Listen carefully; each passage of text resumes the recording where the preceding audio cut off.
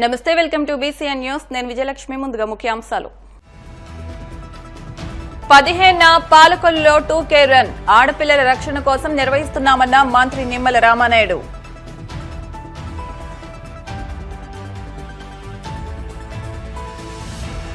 నాపై కావాలనే తప్పుడు ప్రచారం చేస్తున్నారన్న మాజీ MLA Dwarampudi. Kakinada port image ను దెబ్బతీస్తున్నారంటూ ఆగ్రహం.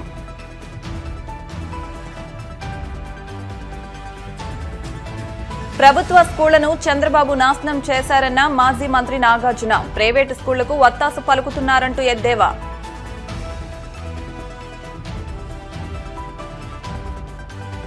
హైదరాబాద్ పరిధిలోని సామీర్పేటలో అక్రమంగా గంజాయి విక్రయాలు. నిందితులను అదుపులోకి తీసుకున్న పోలీసులు.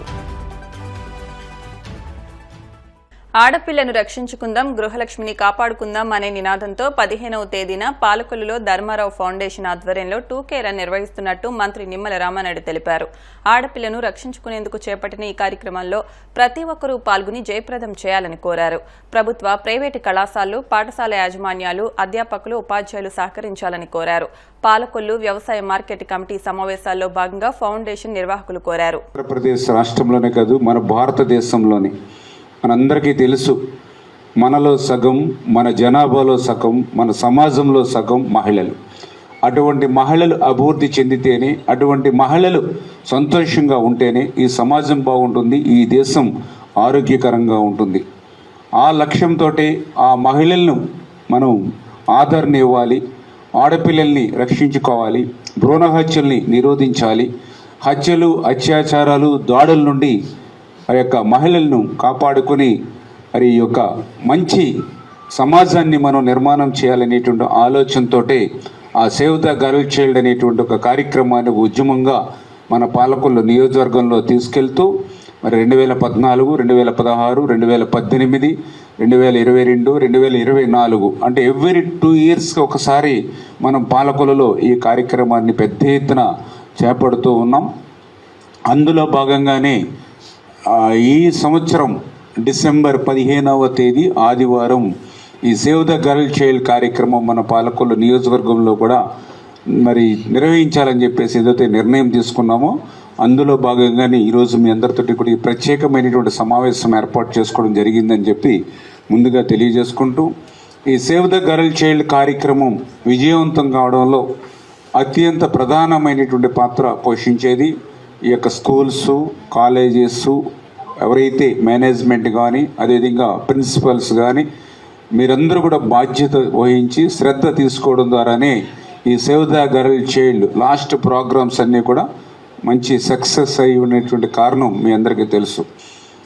అందులో ప్రధానంగా ఈ సేవ్ ద గర్ల్ చైల్డ్ కార్యక్రమానికి సంబంధించి ఈ 7 రోజుల సమయంలో ఈ సేవ్ ద గర్ల్ చైల్డ్ అంటే ఆడపిల్లల్ని రక్షించుకోవాలి, భ్రూణ హత్యలు నిరోధించాలి, ఈ హత్యలు, అత్యాచారాలు, దాడుల నుంచి మరి నిరోధించాలనేటువంటి ఒక మెసేజ్ ఓరియంటెడ్ ఇచ్చేటువంటి విధంగా ఈ వారం రోజులు మీ స్కూల్స్లోను, కాలేజెస్లోనూ కూడా ఈ కార్యక్రమాన్ని నిర్వహించుకుని తద్వారా ఆ పిల్లల్లో చిన్నప్పుడే ఒక అవేర్నెస్, ఒక ఎడ్యుకేట్ క్రియేట్ చేయడానికి ఒక అవకాశం ఉంటుంది. ఆ రకంగా ఈ వారం రోజులు కూడా మీరు ఆ ప్రయత్నం చేయాలని చెప్పేసి ముందుగా మీ అందరికీ కూడా తెలియజేసుకుంటూ ఉన్నా.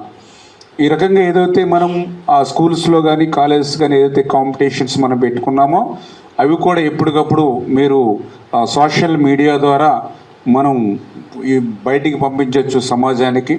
2 ఏవైతే మీరు ఫస్ట్, సెకండ్, థర్డ్ ఏదైతే ప్రైజెస్ ఏవైతే ఉన్నాయో వాటిని కూడా ప్రైజ్ డిస్ట్రిబ్యూషన్ కూడా ఇవ్వడం ద్వారా కూడా వాళ్ళలో కూడా ఒక కాంపిటేటివ్ స్పిరిట్ కూడా మీరు పెంచేటువంటి అవకాశం ఉంటుంది. మనకు ఉన్నటువంటి ఈ వారం రోజులు కూడా ఈ సేవ్ ద గర్ల్ చైల్డ్ కార్యక్రమాన్ని కూడా పబ్లిక్లోకి తీసుకెళ్లేటువంటి విధానంలో మీ స్కూల్స్, కాలేజెస్ పోటీ పడి మరి ఆ అవేర్నెస్ కార్యక్రమాన్ని విజయవంతం చేయాలి. కాకినాడ పోర్ట్లోని రేషన్ బియ్యం అక్రమ రవాణాలో తన పేరును, తమ కుటుంబ సభ్యుల పేర్లను ప్రస్తావించి తమపై లేనిపోని ఆరోపణలు చేస్తున్నారని కాకినాడ సిటీ మాజీ ఎమ్మెల్యే ద్వారంపూడి చంద్రశేఖర్ రెడ్డి పేర్కొన్నారు. తన నివాసంలో ఏర్పాటు చేసిన మీడియా సమావేశంలో ద్వారంపూడి మాట్లాడుతూ తాను ఎమ్మెల్యేగా చేసిన సమయంలో పోర్ట్లో రాష్ట్రంలోనే మిగతా అన్నిటికంటే లాభాల బాటలో నడిపించి కాకినాడ పోర్టు కార్మికులకు మంచి చేశానని, ఎగుమతి దిగుమతిదారులకు అన్ని సదుపాయాలతో ఏర్పాట్లు చేశామని, అందువల్ల కాకినాడ పోర్టు దేశంలో అగ్రభాగంలో నిలిచిందని అన్నారు. ప్రస్తుతం కూటమి ప్రభుత్వంలో తనపై ఉన్న వ్యక్తిగత ద్వేషంతో కాకినాడ పోర్టు ప్రతిష్టను ప్రపంచంలోనే అత్యంత అవినీతిపరుడుగా చూపించడం తనకు చాలా బాధగా ఉందని ఆవేదన వ్యక్తం చేశారు. ఒక 2000 లారీలు పంపితే ఆ 30 లారీలు 20 లారీలు రేషన్ బియ్యం కోసం అతను వ్యాపారాన్ని పాటు చేసుకోడు. అసలు దాని మీద దృష్టి పెట్టాడు. ఫస్ట్ అది తెలుసుకోండి. Psychology first, human psychology, business man psychology ఏంటంటే, వాడు 2000 లారీలు పంపితే వచ్చే ముష్టి 20 లారీల కోసం 5 లారీల కోసం రేషన్ బియ్యం చోరికి వెళ్ళరాళ్ళు. అది చేసే సెక్షన్ వేరేగా ఉంటుంది. అది ఛేదించండి మీరు. అది ఛేదన ఎక్కడవుతుంది? 100% కాకినాడ ఎమ్మెల్యే కొండబాబు గారు రేషన్ షాపుల దగ్గర బియ్యం కొనేవాళ్ళ దగ్గర 5 లక్షల రూపాయలు తీసుకుంటున్నాడు. 100% ఇది పవన్ కళ్యాణ్ తెలిసింది కాబట్టి మనం మాట్లాడాడు ఆయన. ఈరోజు నువ్వు ఎమ్మెల్యే అయ్యావు, ఏం చేసావు? పోర్టు మీద ఆధారపడే వాళ్ళందరూ కూడా అంటే మీకు ఏదో రకంగా బంధువులు అవుతారు కదా వాళ్ళందరూ. ఏం చేసావు ఈరోజు? మళ్ళీ ఎంత కష్టపడాలి మన అందరం? ఇక్కడ నుంచి వెళ్ళిపోయిన రైస్ని మళ్ళీ వెనక్కి తీసుకురంటే మాటల ఎక్స్పోర్టర్ ధైర్యం చెప్పగలమా మనం? ఈరోజు C&Fల మీద కేసులు పెట్టి, ఎక్స్పోర్ట్ల మీద కేసులు పెట్టి సిట్ అనేసి వేయండి. నేను ఒకటే చెప్తున్నాను, ఇక్కడ ఈ సెక్షన్ కాదు ఇది. రూట్కి వెళ్ళిపోండి. ఫస్ట్ డీలర్ దగ్గర స్టార్ట్ చేయండి. డీలర్ దగ్గర నుంచి అలా పైకి వస్తుంది. అది పైనుంచి కిందకి వెళ్ళకండి, కింద నుంచి పైకి రండి. నా యొక్క ఒపీనియన్, నా యొక్క సజెషన్ అది. ఫస్ట్ మీ ఎమ్మెల్యేల దగ్గర అవినీతి అరకట్టండి. రేషన్ డబ్బు దగ్గర డబ్బులు తీసుకొద్దారు. ఫస్ట్ మీ ఎమ్మెల్యేలు వార్నింగ్ ఇవ్వండి. అప్పుడు కానీ ఇది కంట్రోల్ అవ్వదు. కనుక నేనేదో ఐవరీ కోస్ట్ వెళ్ళాను, అక్కడ చూసుకున్నాను, డబ్బులు లేవు. గొడవలు కట్టడానికి ఎప్పుడైతే డబ్బులు లేవు కడతాను. ఎక్కడ బాగుందో కట్టుకుంటాం. మా వ్యాపారం గొడవలు, రెంట్లు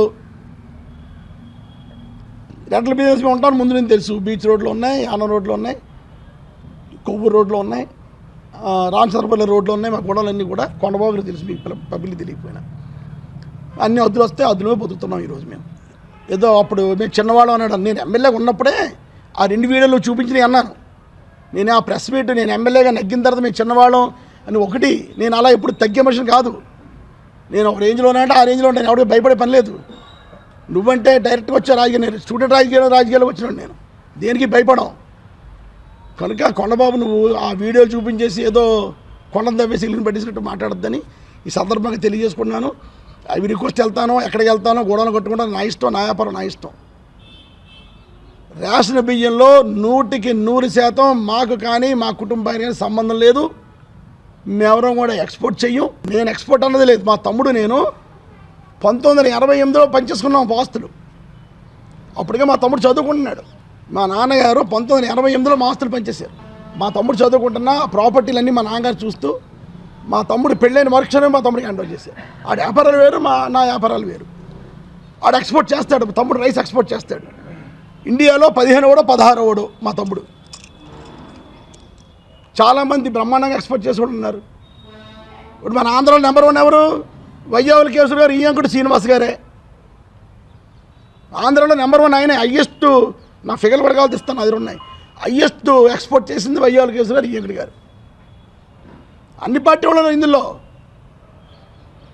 కనుక ఒకటి చేసాడంటే అందరు చేసేట లెక్క. ఇక్కడ రారైస్ ఆయన ఎక్స్పోర్ట్ చేశాడు. శ్రీనివాస గారు రారైస్ ఎక్స్పోర్ట్ చేశారు. అలా అని ఆయన మీద అభియోగాలు వేయట్లేదు కదా. కానీ ప్రతి ఓడి మీద వేసేయటం, నింద వేసేయటం, టీవీలో నాటోళ్ళు 1-2 గంటలు డిబేట్ పెట్టేయటం. మీరు ఇది కరెక్ట్గా పెట్టుకోండి. నేను అటువంటి లెక్క చేసే మనిషిని కాదనుకోండి. ఎన్ని పెట్టుకున్నా ఇంకా చూసి ఆనందిస్తుంటాను నేను. కనుక కొండబాబు వరకు అయితే మట్టుకి నువ్వు కరెక్ట్ కాదు. పోర్టుని కాపాడు. ఈరోజు నువ్వు చేసే నీ పార్టీ, నీ ఉమ్మడి పార్టీ చేసే ఆరోపణ వల్ల కాకినాడ పోర్టు దెబ్బతింటుంది. ఈరోజు ఇంటర్నేషనల్గా కాకినాడ నుంచి ఎక్స్పోర్ట్ చేయడానికి భయపడుతున్నారు. రాష్ట్రంలో ప్రభుత్వ స్కూళ్లను సీఎం చంద్రబాబు సర్వనాశనం చేశారని మాజీ మంత్రి వైసీపీ బాపట్ల జిల్లా అధ్యక్షుడు మేరుగ నాగార్జున మండిపడ్డారు. తాడేపల్లి కేంద్ర కార్యాలయంలో మాట్లాడుతూ పేద విద్యార్థుల జీవితాల్లో వెలుగులు రావాలని గత ప్రభుత్వంలో మాజీ సీఎం జగన్ అమలు చేసిన పలు కార్యక్రమాలు నిలిపివేస్తూ పేద విద్యార్థుల జీవితాల్లో చంద్రబాబు విషం చిమ్ముతున్నారని ఆయన ధ్వజమెత్తారు. ప్రభుత్వ విద్యారంగాన్ని భ్రష్టు పట్టిస్తూ తనకు అనుకూలమైన ప్రైవేటు విద్యా సంస్థలను ప్రోత్సహించేందుకు చంద్రబాబు దుర్మార్గమైన విధానాలను అమలు చేస్తున్నారని ఆక్షేపించారు. విద్యార్థులకు 1000 కోట్ల ఫీజు బకాయి పడిన కూటమి ప్రభుత్వం ఈ రోజు విద్యార్థుల తల్లిదండ్రులతో మెగామీట్ అంటూ కొత్త నాటకానికి తెరతీసిందని మేరుగ నాగార్జున స్పష్టం చేశారు. విద్యారంగంలో ఉన్నత శిఖరాలకు వెళ్లాలని